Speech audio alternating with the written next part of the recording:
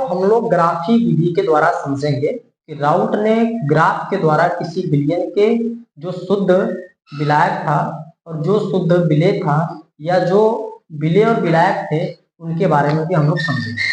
तो आइए समझते हैं। तो राउट के नियम को हम लोग किससे समझेंगे? ग्राफी विधि के द्वारा समझेंगे। तो राउट के अकॉर्डिंग यदि हम लोग चले, राउट के अनुसार राउट जी ने एक बात बोल रखा था कि जो भी विलयन बनेगा उस विलयन में विलेय व विलायक दोनों वाष्पशील पदार्थ होंगे। तो जो भी विलयन हम तैयार कर रहे हैं उस विलयन में जो विलेय व विलायक दोनों आपके घटक होंगे वे वाष्पशील पदार्थ होने चाहिए। मैं मानता हूं कि माना किसी विलयन को बनाने में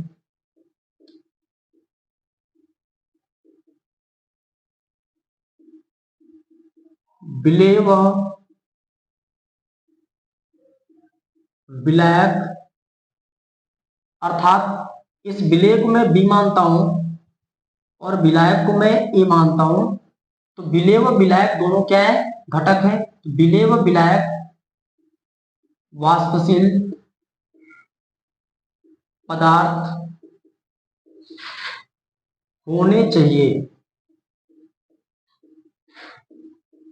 तो उस तरीके से जो भी हमारा विलयन तैयार होगा, तो मैं यदि विलायक की बात करता हूं, विलायक ए एलिमेंट के लिए बात करता हूं, तो राउट के अनुसार चलते हैं तो किसी भी विलयन में जो विलायक का वाष्प दाब होगा वो विलायक के मोल अंश के समानुपाती होगा। तो बात यह है कि विलायक का जो वाष्प दाब होगा, विलायक का वाष्प दाब विलायक के मोल प्रभाज या मोल अंश के समानुपाती होगा। तो हमने बात को देख लिया। तो यहां से जो विलायक ए है, यहां से वाष्प दाब हमारा निकल के आएगा कि ये, जबकि विलायक के मोल अंश और मोल अंश को हम दर्शाते हैं एक्स से, तो जो विलायक के मोल अंश होंगे वो आपका एक्स से आएगा और दोनों एक दूसरे के समानुपाती होगा। ये हमारा समीकरण नंबर 1 बनेगा। अर्थात जो पीए है वो विलायक का वाष्प दाब है, जो एक्स से है वो विलायक के मोल अंश है। मोल अंश को एक्स से प्रदर्शित करते हैं जबकि वाष्प दाब को पी से प्रदर्शित करते हैं। तो विलायक घटक की बात कर रहे हैं तो वाष्प दाब जो होगा पीए, जो मोल अंश होगा वो एक्स से होगा। यानी विलायक का जो वाष्प दाब होगा वो पीए, जो विलायक का मोल अंश होगा वो एक्स ए होगा। अब देखिए मैं विलेय की बात करता हूं, यहाँ पे विलेय आपका घटक है और विलेय को मैंने बी मान रखा है। अब बात करते हैं तो राउट के नियम के अनुसार ये कहते हैं कि जो भी आप विलयन बनाते हो उसमें विलेय व विलायक दोनों वाष्पशील पदार्थ होने चाहिए। अब विलेय बी की बात करता हूं तो राउट के नियम के अनुसार जो विलेय का वाष्प दाब होगा, विलेय का वाष्प दाब व विलेय के मोल अंश की जो संख्या होगी,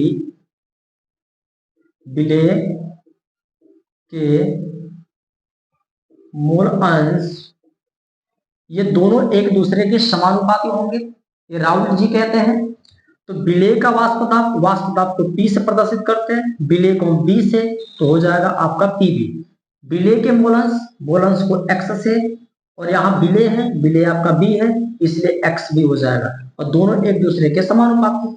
समानुपाती शब्द का अर्थ होता है यदि उस विलयन में विलेय का वाष्प दाब यदि बढ़ता है तो विलेय के मोल अंश की संख्या भी अधिक होगी, इसलिए समीकरण नंबर आपका 2 बनेगा। अब हम बात करते हैं ग्राफ के द्वारा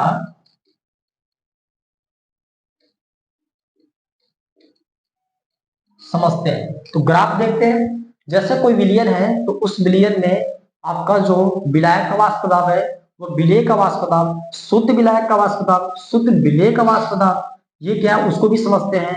और जो विलेय के मोल अंश और विलायक का जो मोल अंश है उसको भी समझते हैं इस ग्राफ के द्वारा। तो हमारे पास इस तरीके का ग्राफ है।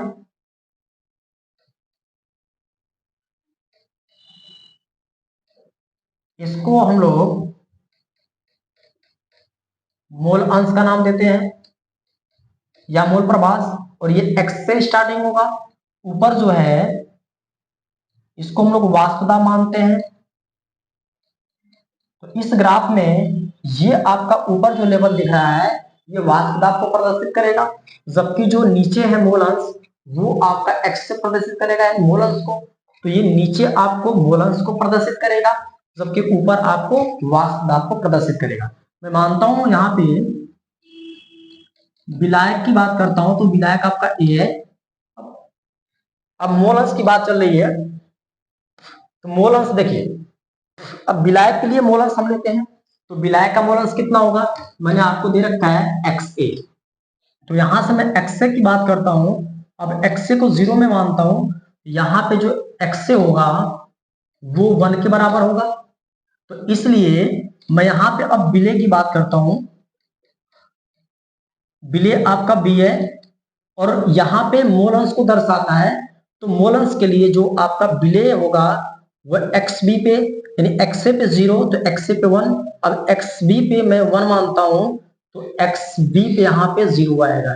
यदि XA विलायक का जो मोल अंश है, यदि XA बराबर 0 है तो यहाँ पे आप मानेंगे XA बराबर 1, यानी यहाँ पे आपका x 0 है तो यहाँ पे x कितना होगा, 1 होगा। उसी तरीके से विलेय के जो मोल अंश है यहाँ पे इस छोर पे इस जगह पे आप xb को 1 माने हैं तो यहाँ पे आप xb को 0 को लेके चलेंगे। ठीक है, अब आगे बढ़ते हैं। तो XA की बात करते हैं तो XA देखिए किसको प्रदर्शित करता है, विलायक। अब ये आपको प्रदर्शित करेगा वाष्प दाब, यानी यहां से विलायक का वाष्प दाब, ये विलायक का वाष्प दाब को प्रदर्शित कर रहा है। यहाँ पे आपका होगा शुद्ध विलायक का वाष्प दाब, यहां से आपका बनेगा P0A, यानी ये शुद्ध विलायक का वाष्प दाब है, शुद्ध विलायक का वाष्प दाब है। अब बात यह है कि अब XB पे 1 है तो इसकी चर्चा करते हैं। और जब भी कोई विलयन बनता है तो उस विलयन में विलेय के मोल अंश की संख्या कम होती है, विलायक के मोल अंश की संख्या ज्यादा होती है। इसलिए विलायक का जो वाष्प दाब होगा वो विलेय के वाष्प दाब से अधिक होगा। इसलिए मैंने यहाँ पे वाष्प दाब में जो शुद्ध विलायक का वाष्प दाब विलायक का था वो मैंने आपको ज्यादा लेवल में दिखाया है और यहाँ पे विलेय का कम लेवल में। इनको देख सकते हैं आप, ये आपका यहाँ से जो मिलेगा XB पे वो आपका विलेय का शुद्ध वाष्प दाब मिलेगा, P0B मिलेगा। इसको बोलेंगे शुद्ध विलेय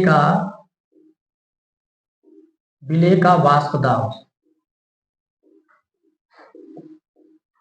ये आपका हो गया शुद्ध विलेय का वाष्प दाब। अब हम आगे चर्चा करते हैं कि ये हमें दिखा रहा है ये को यानी P0A को, ये हमारा जो विलायक का वाष्प दाब वो है, विलायक का वाष्प दाब PA है और ये हमको दिखा रहा है विलेय का वाष्प दाब यानी PB है।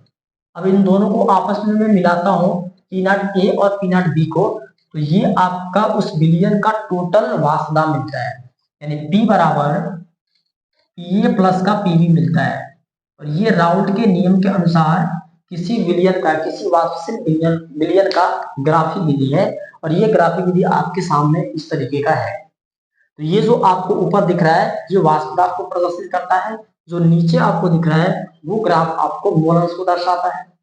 तो बात ये है, पर आप सबको पता है भाई कि ये जो वाष्प दाब है वो P को प्रदर्शित करता है, जबकि मोल अंश वो X को प्रदर्शित करता है।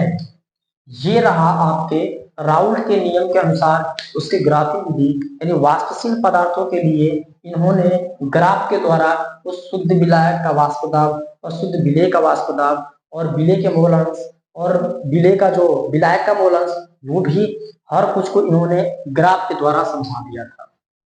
अब हम आगे बात करते हैं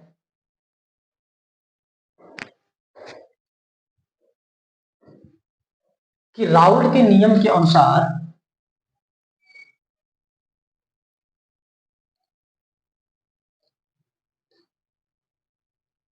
राउल्ट के नियम के अनुसार बिलियन के कितने प्रकार होते हैं? राउल्ट ने अपने नियम के अनुसार बिलियन के 2 प्रकार बताए थे। राउल्ट के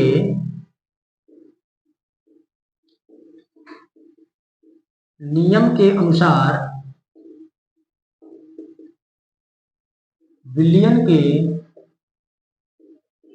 मुख्यतः 2 प्रकार होते हैं।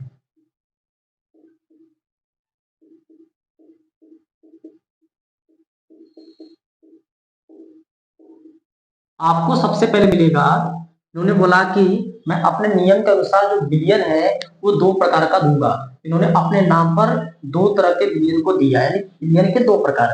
तो पहला मिलता है आदर्श बिलियन और दूसरा मिलता है अनादर्श बिलियन। अब हम बात करते हैं कि आदर्श बिलियन और अनादर्श बिलियन क्या है। देखिए, जो आदर्श बिलियन है यानी राउल्ट के नियम के अनुसार आदर्श बिलियन वे बिलियन होते हैं जो राउल्ट के नियम पे काम करते हैं, यानी राउल्ट के नियम का पालन करते हैं, उसको बोलेंगे आदर्श बिलियन। यानी जो अनादर्श बिलियन है वे बिलियन है जो राउल्ट के नियम पे काम नहीं करता है, उसको अनादर्श बिलियन कहते हैं। यहाँ पे मैं डिफिनीशन भी लिख देता हूं, ऐसे बिलियन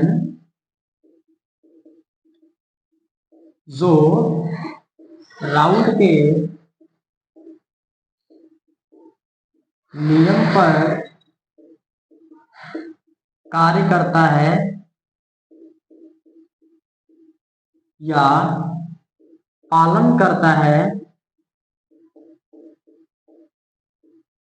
उसे आदर्श बिलियन कहते हैं।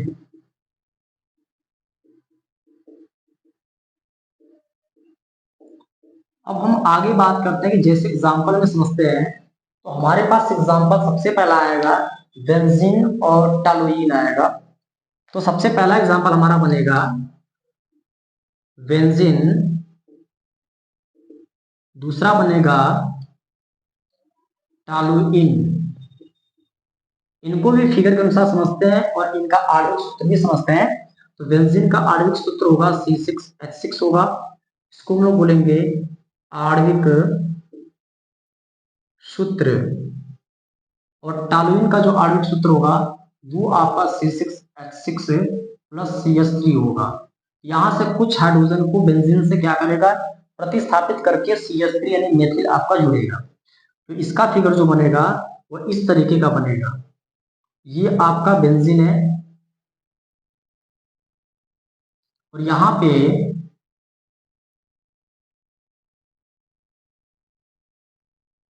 ये आपका टॉलुइन है। ये बेंजीन का फिगर है और ये टॉलुइन का फिगर है।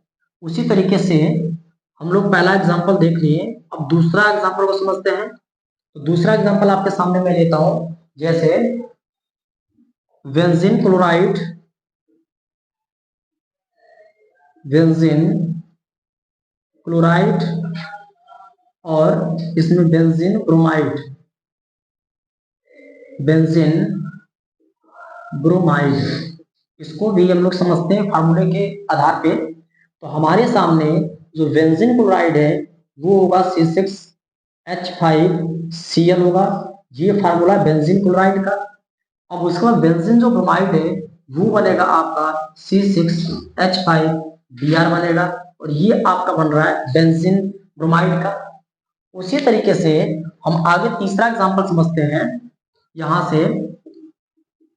तो इसका तीसरा जो एग्जांपल आदर्श विलयन का वो है एन हेक्सेन और एन हेप्टेन। एन हेक्सेन का जो आपको फिगर बनेगा वो इस तरीके का बनेगा। यहां से 1 कार्बन, 2 कार्बन, 3 कार्बन, 4, 5, 6। बात यह है कि एन हेक्सेन शब्द का तात्पर्य है कि हेक्सेन शब्द का अर्थ होता है 6 से। यहाँ पे हो जाएगा 6, 1, 2, 3, 4, 5, 6। ये इसको बोला जाता है एन हेक्सेन। यहाँ पे हो जाएगा एन हेक्सेन। अब हम समझते हैं कि एन हेप्टेन क्या होता है। हेप्ट शब्द का अर्थ होता है 7 से, तो इसलिए यहां से बनेगा 1, 2, 3, 4, 5, 6, 7। ये एन हेप्टेन। F शब्द का अर्थ होता है 7 से, इसलिए N हेक्सेन का ये बनेगा फिगर और N हेप्टेन का बनेगा ये फिगर आपका बनेगा। उसी तरीके से चौथा एग्जांपल समझते हैं। जैसे आपका एथिल ब्रोमाइड और एथिल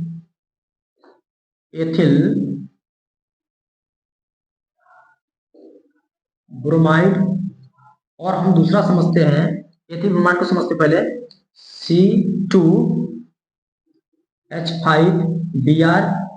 उसी तरीके से दूसरा एग्जाम्पल बनेगा एथिल क्लोराइड, और इसका फॉर्मूला होता है C2H5, यहां से आपका हो जाएगा Cl, तो ये हो जाएगा C2H5Cl, और एथिल ब्रोमाइड का C2H5Br होगा। उसी तरीके से हम समझते हैं अनादर्श विलयन को। अब अनादर्श विलयन क्या है? ऐसा विलयन जो राउल्ट के नियम पे काम नहीं करता है, यानी पालन नहीं करता है, उसको अनादर्श विलयन कहते हैं। इसका देखिए, इसको दो भागों में बांटा गया है। एक क्या करता है कि धनात्मक विचरण को भी प्रदर्शित करता है और ऋणात्मक विचरण को भी प्रदर्शित करने का काम करता है।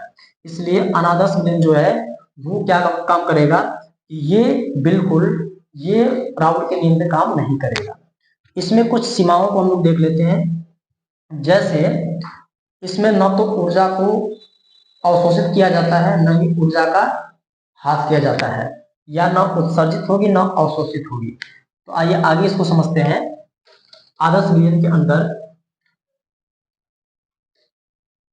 राउल्ट के नियम के अनुसार चलते हैं तो हम आयतन की बात करते हैं।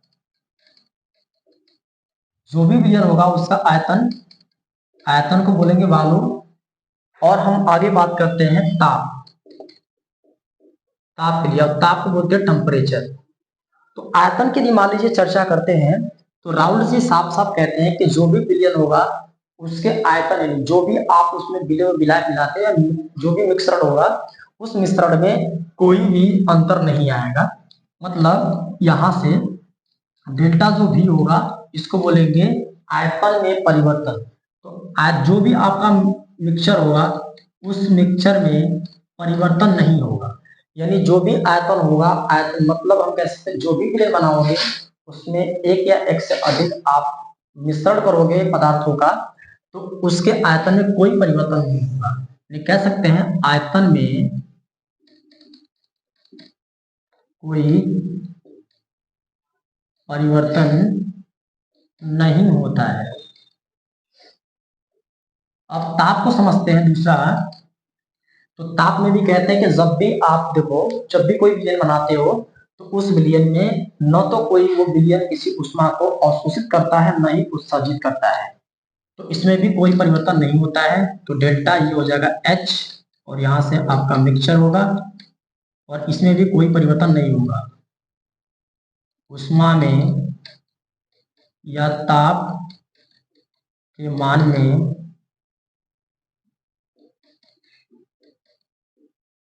कोई परिवर्तन